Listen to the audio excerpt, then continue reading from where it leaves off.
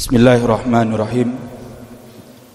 Assalamualaikum warahmatullahi wabarakatuh. Innal hamdalillah nahmaduhu wa nasta'inuhu wa nastaghfiruh wa na'udzu billahi min syururi anfusina wa sayyiati a'malina. May yahdihillahu fala mudhillalah wa may yudlil fala hadiyalah. Asyhadu an la ilaha illallah wahdahu la syarikalah wa nashhadu anna Muhammadan abduhu wa rasuluh la nabiyya wa la rasula ba'dah. Yaqulullahu tabaraka wa ta'ala ba'da a'udzu billahi minasyaitonir rajim. Ya ayyuhalladzina amanuttaqullaha haqqa tuqatih wa la tamutunna illa wa antum muslimun. Wa qala Rasulullah sallallahu alaihi wasallam, inna asdaqal hadis kitabullah wa inna afdalal hadi hadi Muhammadin sallallahu alaihi wasallam wa inna syarrul umuri muhdatsatuha wa kullu muhdatsatin bid'ah wa kullu bid'atin dhalalah wa kullu dhalalatin finnar.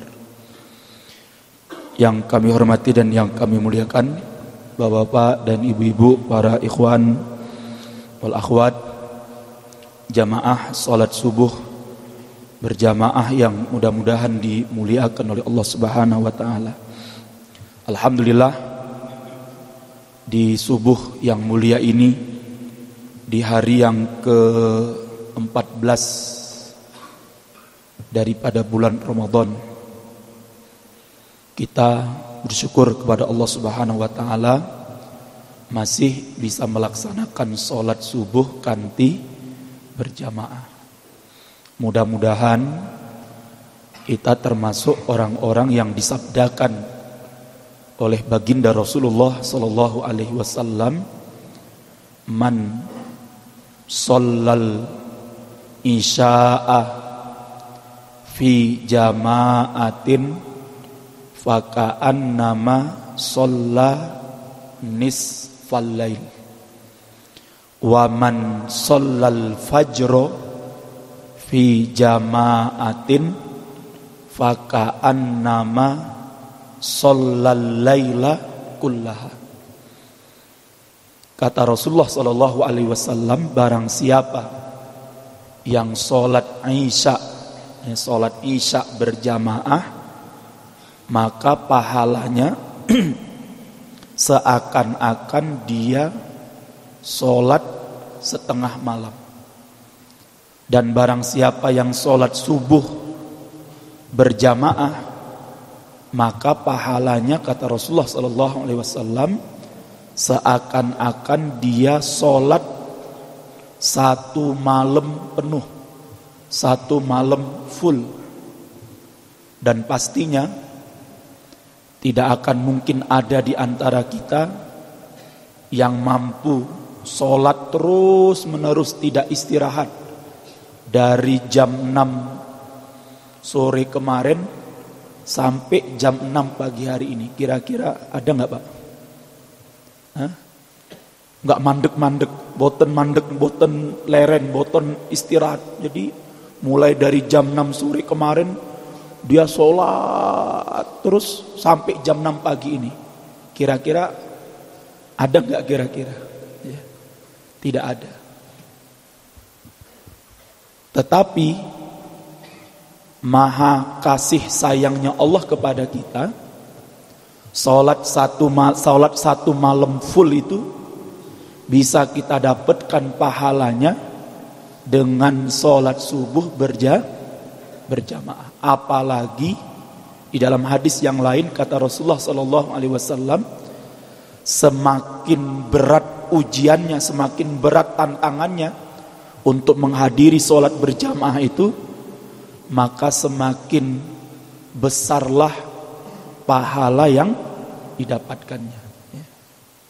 Kalau di Dieng ini pagi-pagi penaknya mau nopo, Pak? Kemulan nggih. Kemulan selimuten karo bojo. Wis enak kan.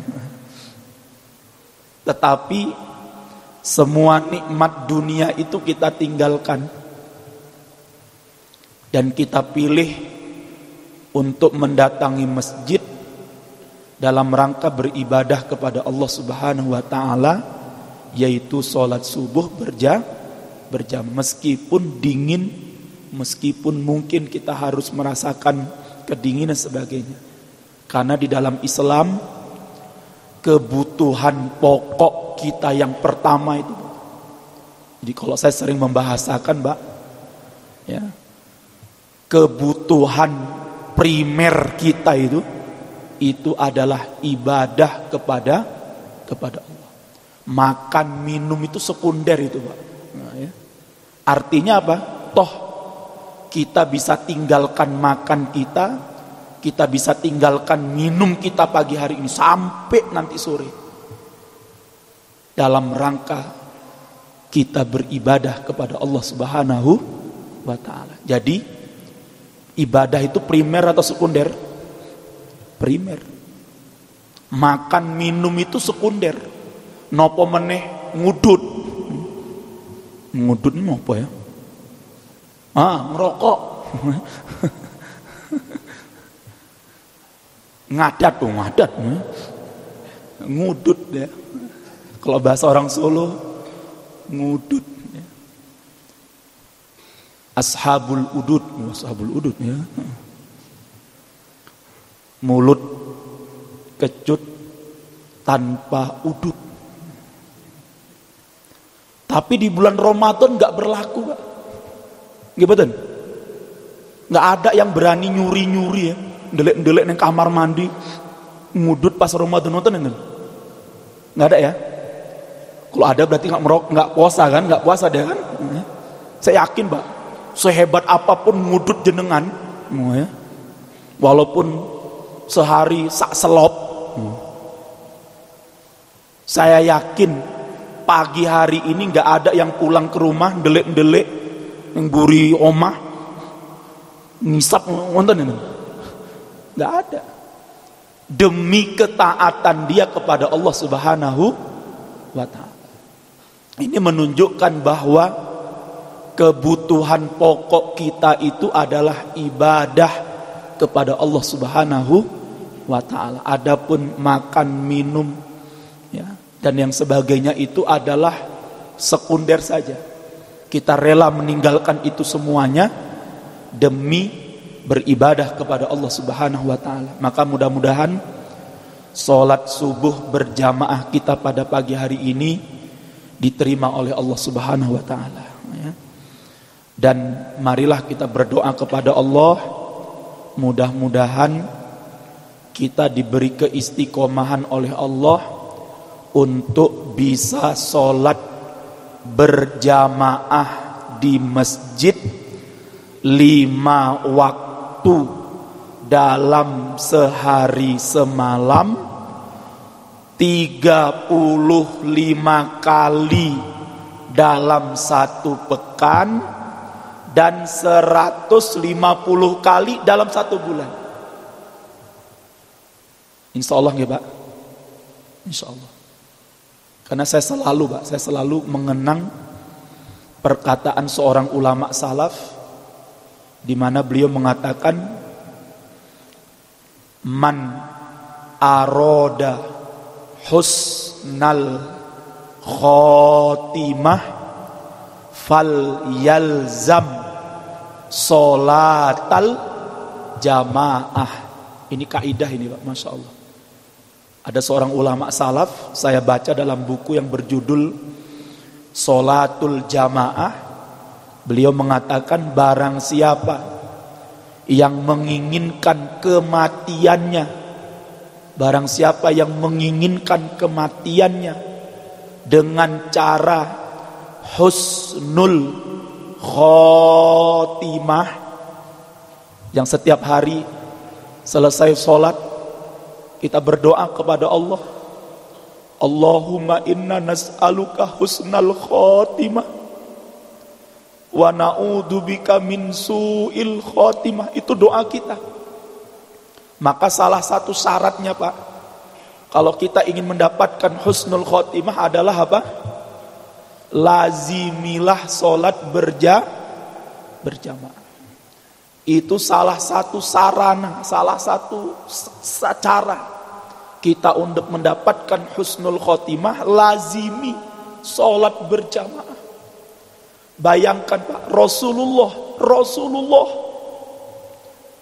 orang yang sudah diampuni oleh Allah dosanya yang telah lalu dan yang akan datang.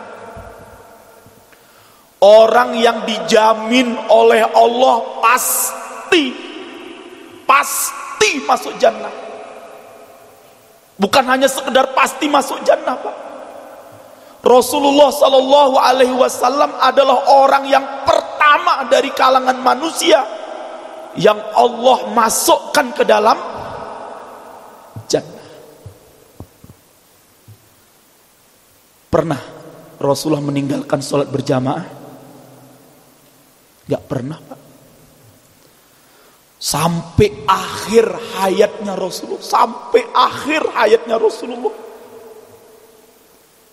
ketika beliau menderita sakit yang membawa kepada kewafatan beliau, sakit yang beliau sudah tidak lagi bisa berjalan, beliau memanggil sahabat Abu Bakar untuk berdiri di tempat imam, untuk menjadikan pengganti beliau sebagai imam.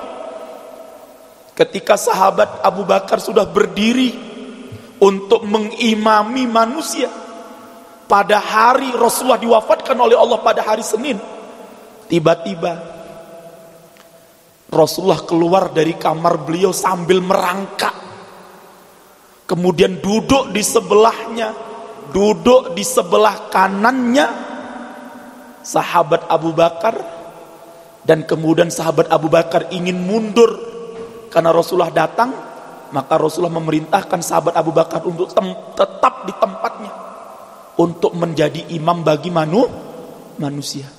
Dan Rasulullah sampai akhir hayatnya, sampai akhir hayat beliau sholat berjamaah.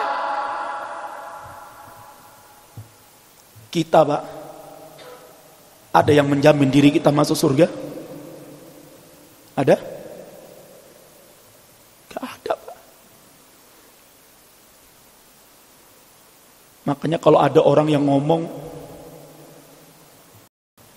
sholat nih ngomong penak, pemenang corona, corona. Kan sekarang kan banyak ya, dengan alasan corona sholatnya di mana? Di rumah. Bahkan sampai sholat Jumat pun sholat virtual. Bayangkan, Pak, sholat lewat Zoom, lewat YouTube. Imam ini Mekah, makmum ini Medan. Sholat dari kamarnya, bar sholat nongkrong ning warung kopi. Ini kan ngakal-ngakali syariat, ngakal-ngakali agama Allah Subhanahu wa ta'ala. Sholat neng kamar dewean, diajak ke masjid berjamaah, ini corona. Sholat neng omah, bar sholat nongkrong neng warung pecel lele, dieng sambil ngudut.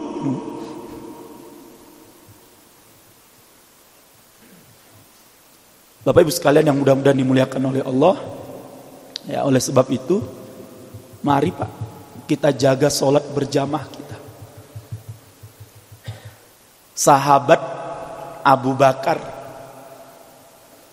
punya putra namanya Abdurrahman bin Abi Bakar,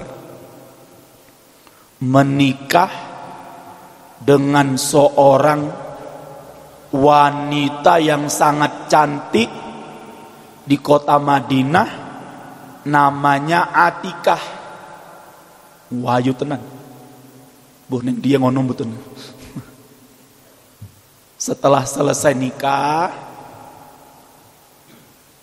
kemudian datang waktu sholat duhur, kalau tidak salah waktu sholat asar, Sahabat Abu Bakar berangkat ke masjid untuk sholat berjamaah. Selesai sholat lihat ke belakang, nyari putranya yang baru nikah, baru hari madu. Hari madu ya, bukan bulan madu. Digoleke ning sop nggak ada.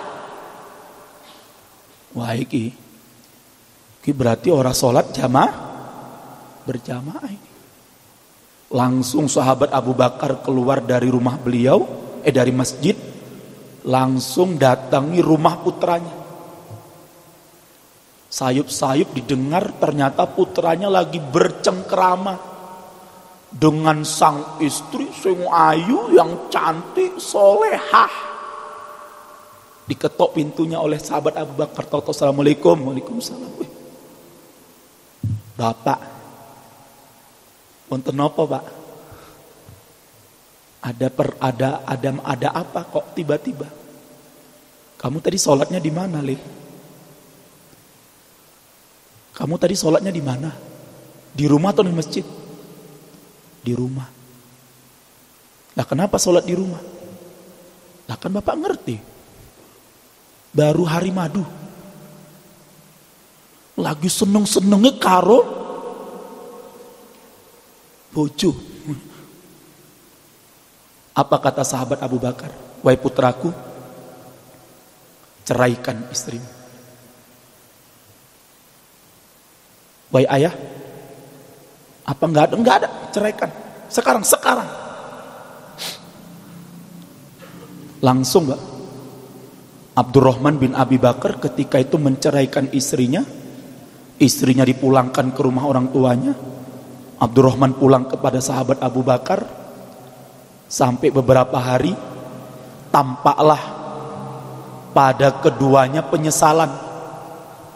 Abdurrahman menyesal ke perbuatannya yang tadi sudah meninggalkan sholat berjamaah. Yang perempuan juga menyesal karena gara-gara istri, gara-gara dirinya, suaminya nggak sholat berjamaah di masjid. Nah, makanya ibu-ibu wanita yang solehah, ibu-ibu yang solehah Bu ya, kalau suaminya nggak berangkat ke masjid Bu, disuruh berangkat ke masjid.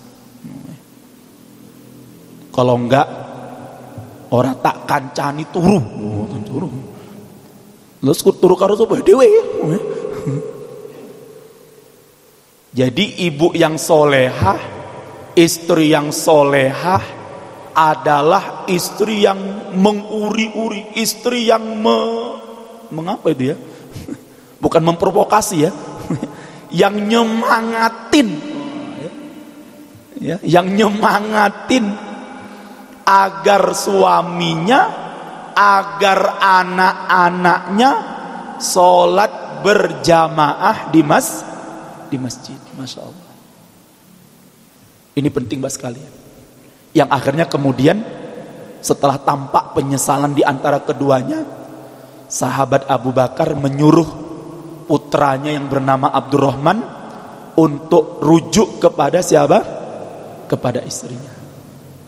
Nah, ini menunjukkan Pak, bagaimana dulu para sahabat itu sangat perhatian yang namanya sholat berjamaah. Sahabat Umar bin Khattab, seorang sahabat yang juga dijamin pasti masuk surga, salah satu dari al-ashrah al-mubasysyaruna bil jannah, salah satu dari 10 sahabat yang dijamin pasti masuk surga. Suatu hari ketika beliau melihat kebun kurma dan kebun anggurnya yang akan panen. Kalau di Dieng ya kebun kentang. Sahabat Umar ini saking senengnya itu Pak, saking senengnya sebentar lagi kebunnya akan apa? Panen. melihat kurmanya yang sudah mateng, lihat anggurnya yang sudah memerah. Akhirnya beliau masuk ke kebun, keliling-keliling melihat kebun kurma, kebun anggurnya, karena sebentar lagi mau panen. Ketika keluar dari kebunnya, sayup-sayup beliau lihat dari jauh, ternyata Rasulullah Sallallahu Alaihi Wasallam sudah bubar, sudah selesai sholat berjamaah asar bersama para sahabat. Akhirnya apa kata sahabat Umar? Innalillahi wa inna ilaihi rajiun.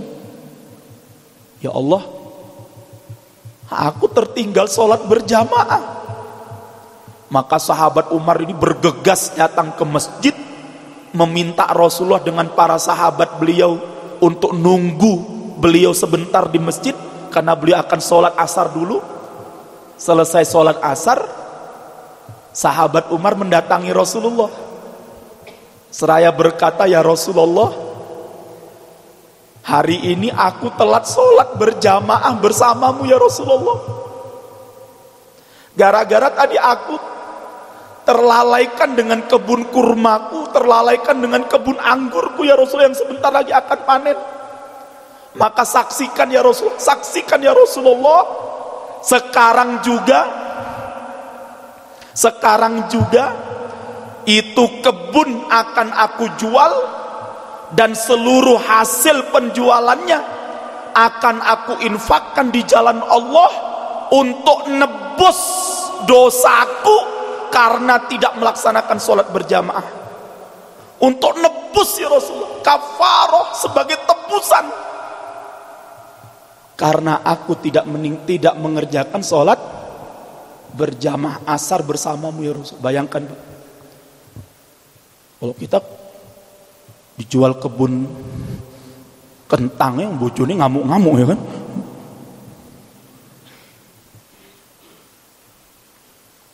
Masya Allah. Begitu Pak, dulu para sahabat itu jaganen bener yang namanya sholat Ada seorang ulama tabiin namanya Sa'id Ibnul Musayyab. Ada yang mengatakan namanya Sa'id Ibnul Musayyib, seorang tabiin, menantunya sahabat Abu Hurairah. Masya Allah. Jadi Sa'id Ibnul Musayyib itu Pak, menantu tersayangnya sahabat Abu Hurairah radhiyallahu taala anhu, satu-satunya sahabat Rasulullah yang paling banyak meriwayatkan hadis Rasulullah sallallahu alaihi wasallam. Punya menantu namanya Sa'id Ibnul Musayyib atau Sa'id Ibnul Musayyab, Sayyidut Tabi'in. Apa kata Sa'id Ibnul Musayyib? Masya Allah. Shallaitu sittina sanah fi jama'atin. Aku sholat berjamaah di masjid. Di masjid ya, bukan di rumah. Sholat berjamaah di masjid 60 tahun, dan aku tidak pernah tertinggal takbiratul ihram. Masya Allah. Sholat berapa tahun?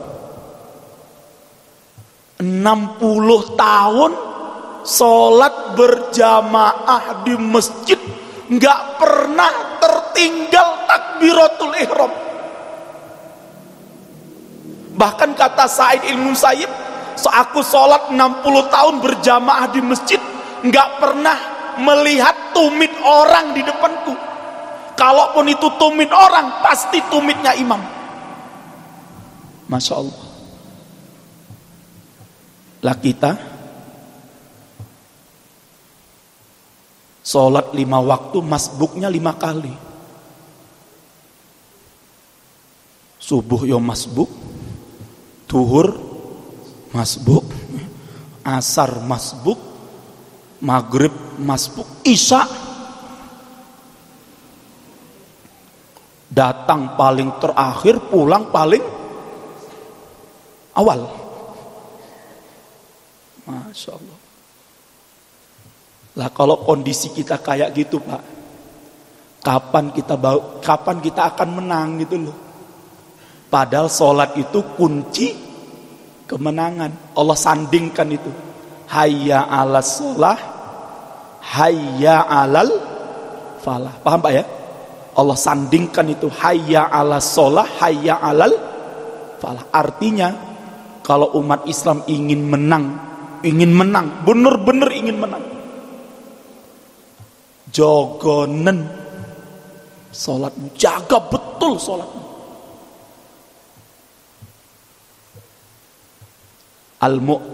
Ada seorang ulama besar, komandan perang Islam, namanya Salahuddin Al-Ayyubi.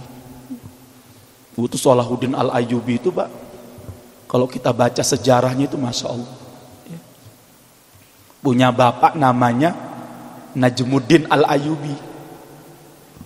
Jadi nama bapaknya Salahuddin Al-Ayyubi itu, nama aslinya adalah apa? Nama bapaknya itu Najmuddin.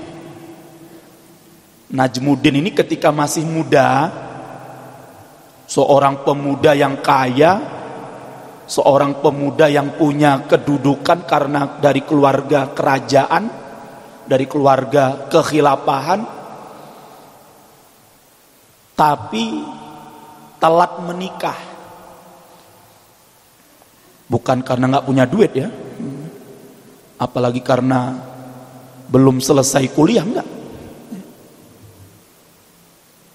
Tapi Najmuddin ini telat menikah karena mencari calon istri idaman yang belum ketemu-ketemu. Sampai suatu hari disidang oleh keluarga besarnya. Wahai Najmuddin, wanita seperti apa yang kau inginkan? Kalau engkau menginginkan wanita yang tercantik di kota Mesir ini, kami akan menelusuri seluruh kota Mesir. Tekan Dieng ya. Akan kami cari, akan kami telusuri wanita tercantik yang ada di negeri Mesir ini. Dan nanti kalau sudah dapat yang tercantik, yang paling cantik dari yang paling cantik, kami akan nikahkan engkau dengannya. Apa kata Najmuddin? Enggak, aku enggak butuh wanita yang cantik. Apakah engkau membutuhkan wanita yang paling kaya di negeri ini? Akan kami seleksi mana wanita yang paling terkaya di sini. Mungkin ada yang anggota DPR, kan? Mungkin ada pengusaha kentang. Kami akan seleksi. Kata Najmuddin, enggak. Aku enggak butuh wanita yang kaya. Apakah engkau yang kau cari adalah wanita yang memiliki kedudukan dan jabatan? Enggak. Lantas wanita seperti apa yang kau pikirkan, yang kau inginkan sampai kau tuh telat nikah? Apa kata Najmuddin? Yang aku butuhkan adalah seorang perempuan, seorang wanita yang kelak akan menjadi istriku, akan menjadi ibu dari anak laki-lakiku, yang akan membebaskan Masjid Al-Aqsa. Bayangkan Pak, jadi mau nikah itu punya misi. Misinya apa? Punya anak yang akan membebaskan Baitul Maqdis. Nah, ini makanya mas-mas yang belum nikah ini nanti punya misi. Saya nikah supaya nanti dapat anak yang bisa membebaskan Dieng. Membebaskan Dieng. Akhirnya keluarganya nyerah. Kok gitu ya cari on the way. cari sendirilah, kami nggak kuat, nggak mampu, neng di golek ini kayak gitu tuh. Akhirnya suatu hari ketika Najmuddin Al-Ayyubi sedang berguru, sedang belajar dengan syekhnya, tiba-tiba datanglah seorang perempuan kepada syekhnya. Assalamualaikum wahai syekh. Waalaikumsalam. Oh gimana ukhti, dengan ikhwan yang kemarin aku tawarkan kepadamu. Nama ikhwannya Deswara. Oh Deswara. Kata si perempuannya, maaf syekh, saya nggak tertarik dengan laki-laki, dengan ikhwan yang kau tawarkan kemarin denganku. Bukan aku tidak setuju dengan kesolehannya, bukan aku tidak setuju dengan kebaikan dan ketakwaannya, tapi hatiku nggak tertarik untuk menikah dengan dia. Lantas lelaki seperti apa yang kau idam-idamkan? Yang aku idam-idamkan adalah seorang pemuda yang nanti akan menjadi suamiku dan akan menjadi bapak dari anakku, yang anakku kalau akan membebaskan Masjidil Aqsa. Masya Allah, ketemu itu Pak. Jadi mas-mas ya, nggak usah nyari jodoh itu ngelanggar syariat. Pacaran, golek kono golek kene, bonceng kono, boleh wis bedo meneh. Akhirnya menikah nih Pak. Menikahlah pasangan ini, Najmuddin dengan wanita tersebut, yang akhirnya nanti melahirkan seorang pemuda yang bernama Yusuf. Jadi nama aslinya Salahuddin itu siapa? Yusuf. Yusufnya ganteng boten Pak? Oh, Nabi Yusuf ganteng Pak. Sampai para ahli sejarah mengatakan kalau ada 2/3 pemuda dikumpulkan Pak, 2/3 dunia ini pemudanya dikumpulkan semuanya, kemudian dikumpulkan kegantengan mereka menjadi satu, itu sama dengan kegantengannya Nabi Yusuf. Apa meneh mung siji tok? Wah, itu mungkin dengan hidungnya Nabi Yusuf tuh nggak ada apa-apanya. Jadi Nabi Yusuf itu kegantengannya mewakili berapa? 2/3 pemuda dunia. Yang sepertiganya lagi kata para ulama, kegantengannya diwakili oleh baginda Rasulullah Sallallahu Alaihi Wasallam. Masya Allah. Jadi Yusuf bin Najmuddin Al-Ayyubi ini ganteng, dididik benar oleh Najmuddin menjadi seorang pemuda yang soleh, selalu menjaga sholat malamnya, selalu menjaga sholat berjamaahnya, ilmunya langsung dididik oleh para ulama, yang akhirnya ketika besar memimpin ribuan pasukan untuk mengalahkan pasukan perang salib yang menjajah Baitul Maqdis. Baca sejarahnya Muhammad Al-Fatih. Oh, itu bukan Muhammad kaleng-kalengan itu Pak. Muhammad Al-Fatih itu masalah kalau kita baca dalam buku sejarahnya, dididik oleh syekhnya yang bernama Syekh Samsuddin, itu dijaga betul sholatnya Muhammad Al-Fatih itu. Beliau tidak terlalaikan sholat berjamaah, betul-betul dia jaga sholatnya. Sholat malamnya, puasanya beliau jaga. Sampai akhirnya Pak, Masya Allah, 750 tahun umat Islam menunggu nubuat Rasulullah. Ketika Rasulullah akan wafat, ditanya oleh para sahabat, ya Rasulullah, mana yang lebih dahulu kami taklukkan, Konstantinopel ataukah Romawi? Maka Rasulullah menjawab, Konstantinopel lebih dahulu kalian taklukkan, baru nanti kalian akan menaklukkan apa? Romawi.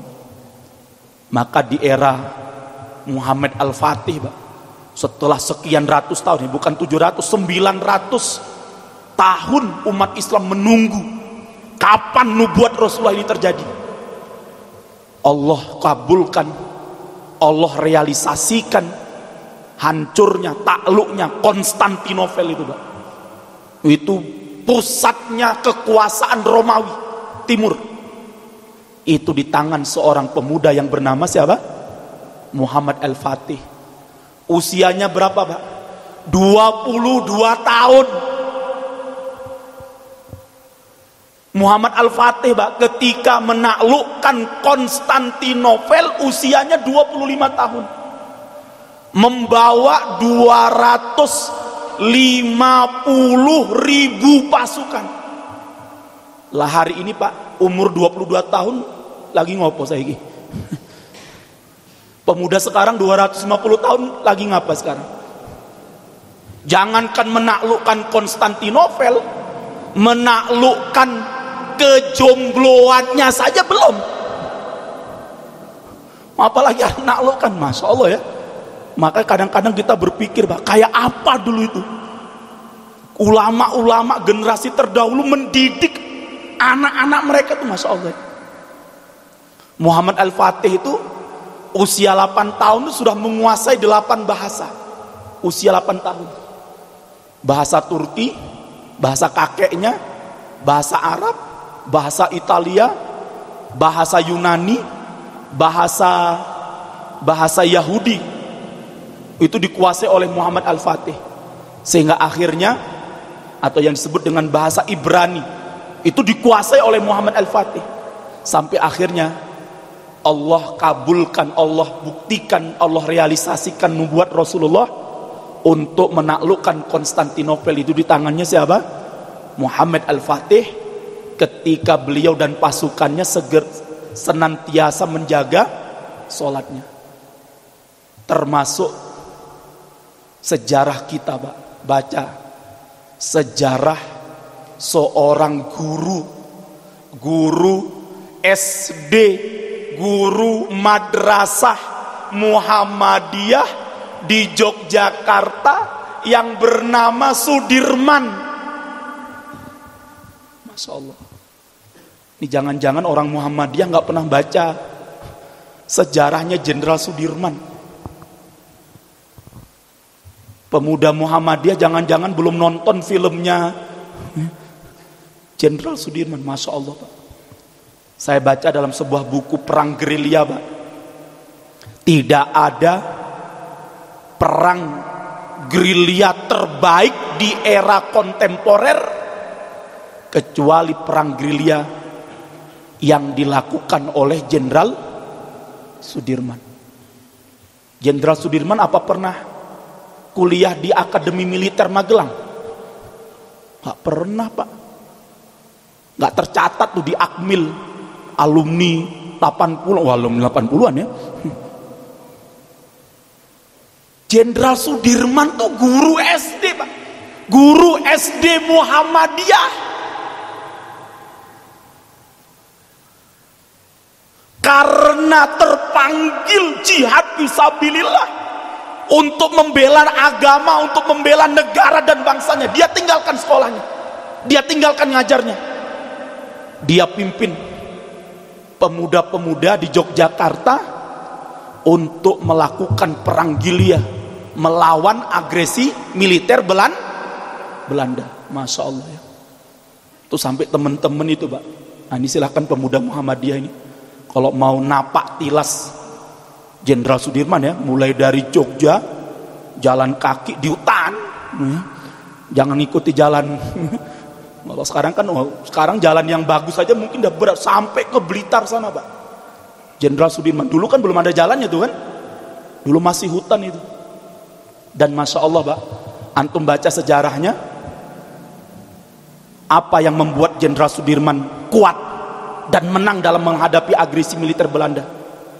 Sampai beliau satu-satunya jenderal di Indonesia yang bintangnya 5. Kalau bintang 7 udah beda kan? Jenderal di Indonesia itu, Pak, pol-polnya mung berapa? 6. Empat. Empat, paling pol itu empat itu Pak. Jenderal itu empat di Indonesia. Tapi Jenderal Sudirman bintangnya berapa? 5 itu. Masya Allah. Baca sejarahnya Pak. Beliau adalah jenderal perang yang tidak pernah melalaikan sholat berjamaah meskipun melakukan perang gerilya di tengah hutan sana. Makanya saya sering Mbak ketemu teman-teman bapak-bapak dari TNI itu. Jadi kalau ada TNI Muslim sholatnya ora ceto, ini nggak tahu ngikut Jenderal Sudirman atau Jenderal Abu Janda itu ini. Nah, maka kalau ada bapak-bapak TNI yang hadir pada pagi hari ini, bapak-bapak polisi yang hadir pada pagi hari ini, ketahuilah Jenderal Sudirman itu dikagumi oleh musuh dan dikagumi oleh temannya karena keistiqomahan beliau untuk senantiasa menjaga sholat berjamaah. Maka mudah-mudahan Pak, kita yang hari ini menjadi generasi Sudirman, menjadi generasinya Said Ibnul Musayyib, generasinya Salahuddin, generasinya Muhammad Al-Fatih, generasinya Umar bin Khattab, generasinya Abu Bakar, dan generasi-generasinya dari anak didiknya Rasulullah Sallallahu Alaihi Wasallam. Mari kita jaga sholat berjamaah kita. Makanya sering kita baca dalam Al-Quran itu Pak, fawailul lil musallin, fawailul lil musallin alladzina hum an sholatihim sahun. Cilokolah ya, celakalah orang-orang yang sholat. Bayangkan Pak, di dalam ayat ini Allah mengatakan orang yang sholat saja masih ciloko, opo meneh sing ora sholat. Makanya jangan ngikut itu Pak, omongan orang-orang bodoh yang mengatakan ora sholat ora popo, sing penting atine apik. Nggak ada ini. Sing ora sholat ini mesti atine ora boten apik Pak. Kalau atine apik pasti sholat. Sekarang mulai Pak di masyarakat mulai ditanamkan itu. Boten sholat, boten nopo-nopo. Sing penting hatiku. NKRI.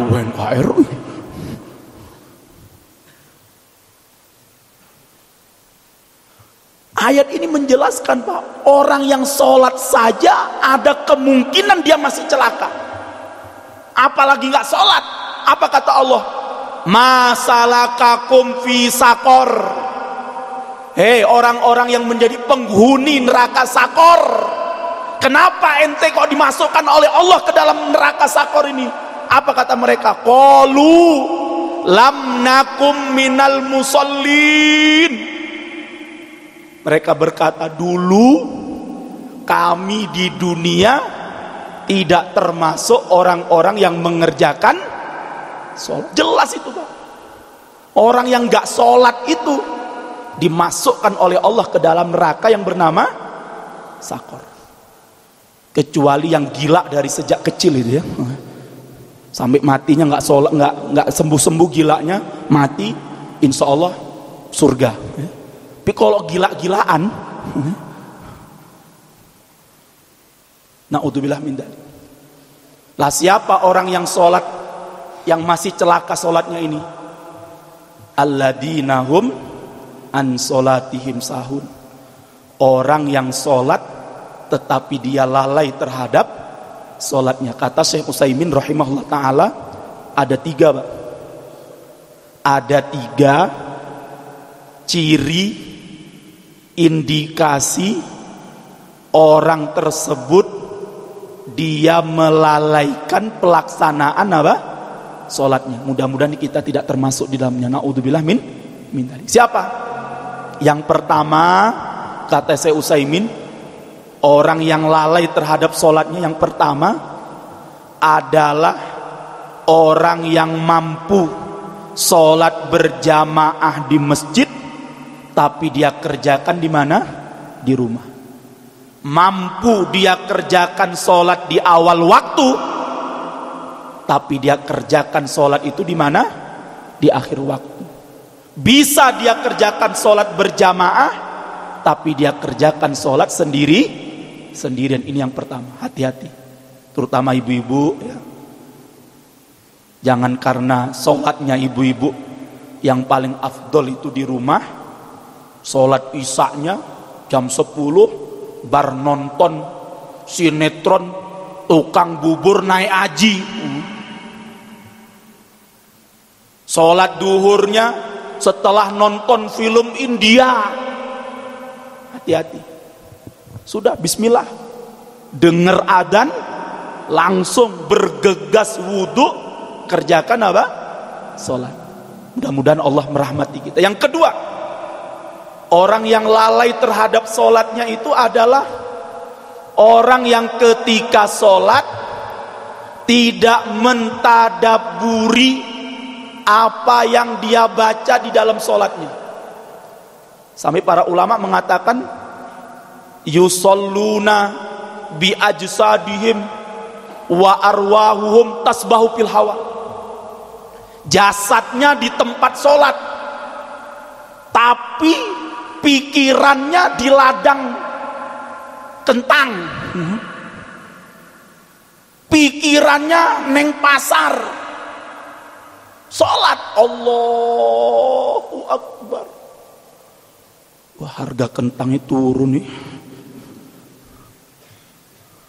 Oh, sholat kok mikiri harga kentang loh. Bahkan kata para ulama, Pak, nas'alullah al-afiyah.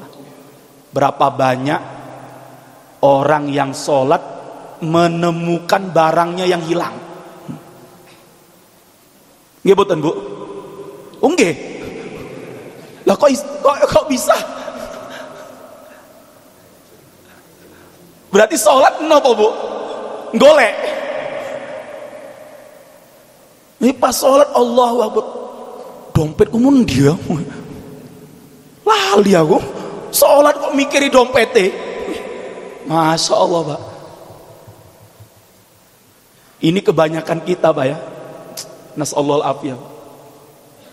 Jadi sholatnya di mana? Jasadnya di tempat sholat, tapi pikirannya di mana? Pas sholat Allahu Akbar mikirin ya, kok buka masa opo iki? Suamiku jaluk tempe geprek, anakku jaluk penyet, ngumet aku pas sholat deh, Pak.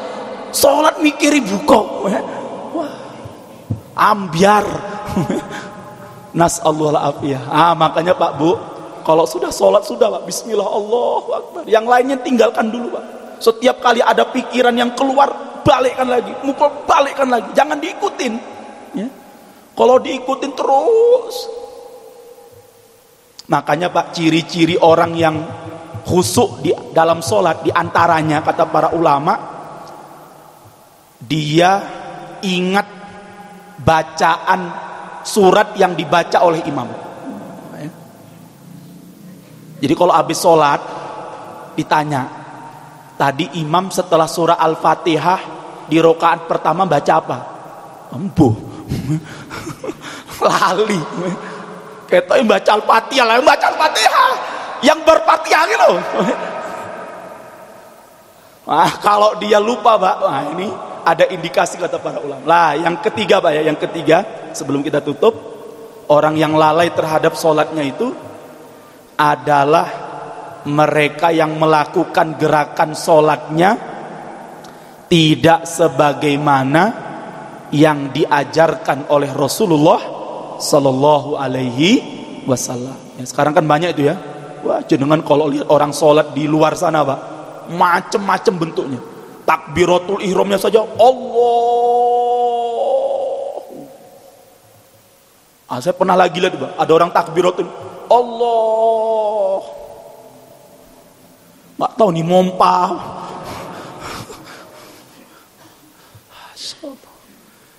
Ada lagi orang yang takbiratul ihram itu saya lihat itu, Pak ya. Lah Ustaz sholat apa lihat orang? Enggak. Dia lagi sholat sunnah saya lihat gitu loh ya. Masa pas sholat saya ngiri? Enggak gitu kan ya. Bayangkan Pak, sholat Allahu Akbar, tangannya diputer.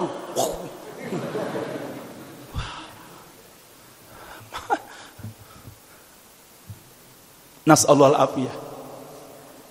Ada lagi yang sholat kadang-kadang teman-teman kita itu yang kadang terlalu bener-bener ya ingin ngikuti sunnah. Padahal yang namanya sholat itu kan kalau ngangkat tangan itu kan kata Rasulullah apa? Hadwa mankibaihi.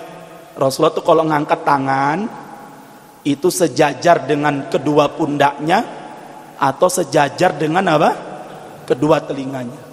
Ini kadang banyak iwan-iwan kita saking khusyuk. Allah, seperut. Enggak ada lagi yang sebesar Allah. Kemudian meletakkan tangan di atas dada itu keliru memahami. Ya iki dada atasnya. Jadi kalau sono ngene iki. Nah, ini kan keliru ini, Pak. Jadi nggak benar. Yang benar itu di atas dada itu kata-kata yang paling rojih insyaallah dari madhab Syafi'i itu di atas perut di bawah dada. Jadi pas pertemuan perut sama dada itu, Pak, itulah yang disebut dengan soder. Jadi sholat itu gini, bukan Allah Akbar.